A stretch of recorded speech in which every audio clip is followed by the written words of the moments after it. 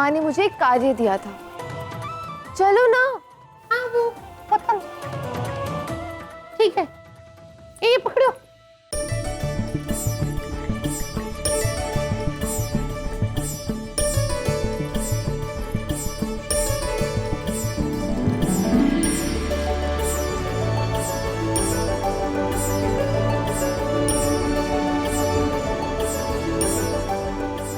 राधा जी, ये अचानक से माखन किसके लिए बना रही हैं?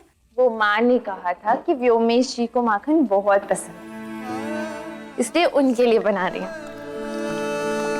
कृष्ण को माखन बहुत प्रिय है, मैं उसके लिए माखन बनाऊंगी।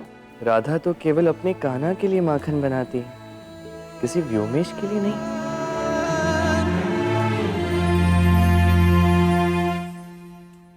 राधा जी, आप रहने दीजिए ना, मैं बनाती हूँ माखन। नहीं गोपा, माँ ने कहा है मुझे ही बनाना है।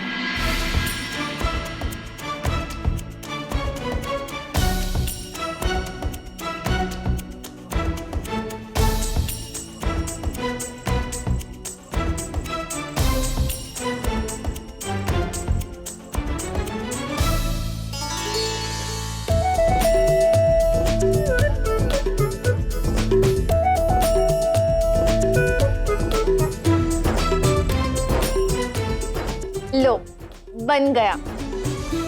अच्छा तुम यहीं रुको, मैं ये व्योमेश को देकर आती हूँ। अरे रुकिए ना राधा जी। बोलो गोपा देवी, क्या हुआ? वो मैं ये माखन देके आ जाती हूँ ना। क्यों? मैं क्यों नहीं दे सकती? क्यों? क्योंकि ऐसे विवाह से पूर्व होने वाले पति से ऐसे मिलना अच्छा नहीं लगता है ना।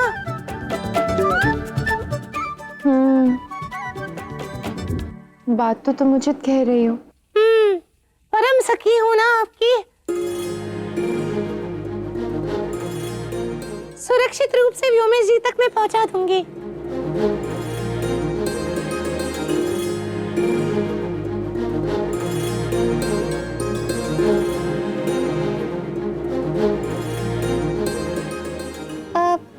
राधा जी, चख लीजिए ना एक बार, क्या पता खट्टा हो।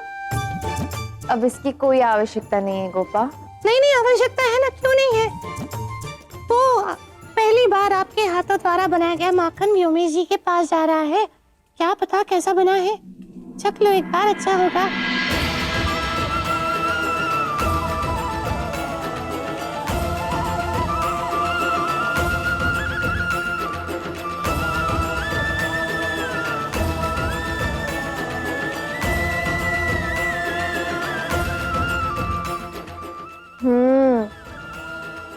माखन तो अत्यंत स्वादिष्ट है। राधा जी, समझिए आपका कार्य पूर्ण हुआ। अब ये माखन अपने सही स्थान पर जाएगा।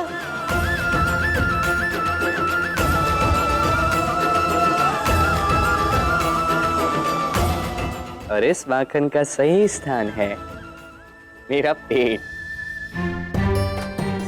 वाह वाह वाह वाह वाह वाह वाह वाह वाह। आज बड़े दिनों पश्चात राधा द्वारा बनाया हुआ माखन खाने का अवसर मिला है। दाऊ, आपको पता है ना ये मेरी प्रिय गोपनीय स्थान है। यहाँ पे बैठ के आप क्यों पेट पूजा कर रहे हैं? तो और क्या करूँ कान्हा, तुम्हें तो पता है ना, जब मैं चिंतित होता हूँ तो मुझे भूख अधिक लगती है और मैं भोजन भी अधिक करता हूँ। आपको किस बात की चिंता है दाऊ? चिंता नहीं कान्हा, चिता सजाने में लगा है वो मेरी। अच्छा वो दामाद जी, विवाह की आग में। तो कर लीजिए ना विवाह, मुझे भी एक जीजाजी मिल जाएंगे। कान्हा, ये उपहास की बात है क्या? ये गंभीर समस्या है। अभी सबसे गंभीर समस्या ये है कि हमें राधा का विवाह रोकना है दाऊ। अब इस कार्य को संपन्न करने के लिए जो भी कठिनाइयां या समस्याएं हमारे सामने आएंगी उसका सामना तो करना होगा ना, है ना? हाँ। नहीं, कुछ मत बोलो। अब तो बस मुझे अपने राधा के हाथ का बनाया हुआ माखन खाने दो। बड़े प्रेम से बनाया है उसने दाऊ। कान्हा, मुझे ये समझ में ही नहीं आ रहा है कि तुम ये सब क्या कर रहे हो। और तुम जो कर रहे हो वो तो कर रहे हो, और इन सब में मैं क्यों फंसा हुआ हूँ? दाऊ, मैं बस प्रेम सिखा रहा सबको, राधा को भी, और आप मेरे प्रिय दाऊ इस शुभ कार्य में मेरी सहायता कर रहे हो, बस। दामा से विवाह करके। किंतु कान्हा ये सब किंतु परंतु कुछ भी नहीं दाऊ। अभी इस समय राधा का विवाह रोकना अनिवार्य है, हम वो तो करके रहेंगे।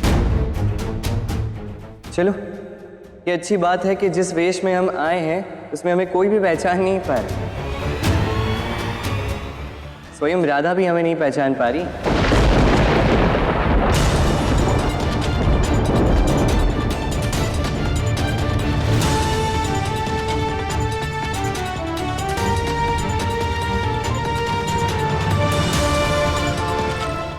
मौन हो जाओ कान्हा, मुझे डर लग रहा है। क्यों डर लग रहा है आपको? हाँ, इतनी छोटी छोटी बात पे भयभीत क्यों हो रहे हो आप? अब आपको भी भयमुक्त करने की आवश्यकता है क्या? नहीं ना। देखो, मुझ पर विश्वास करो दाऊ, देखना कैसे मैं सबको मूर्ख बना के अपना कार्य सिद्ध करवाता हूं।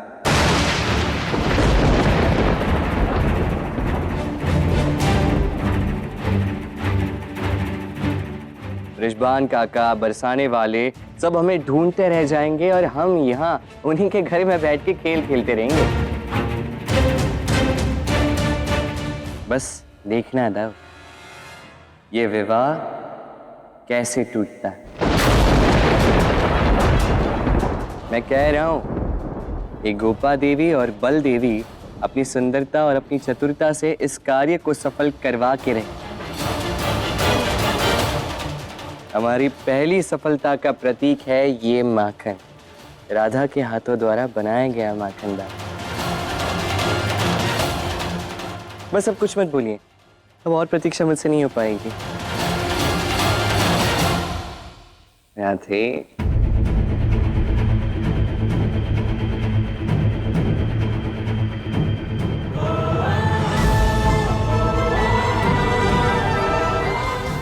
ये तो खट्टा है, ये कैसे संभव है? राधा ने तो स्वयं चखकर कहा था कि मीठा है।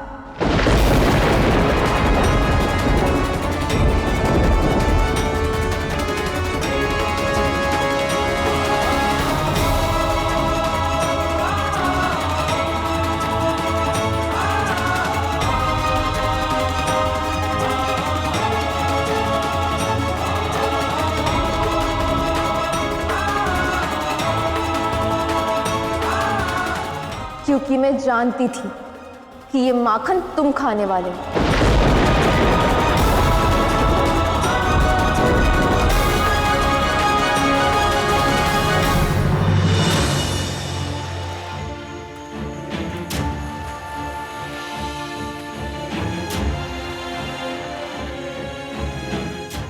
तुम्हारी बात बार बार मेरे मन को कचोट रही है मां।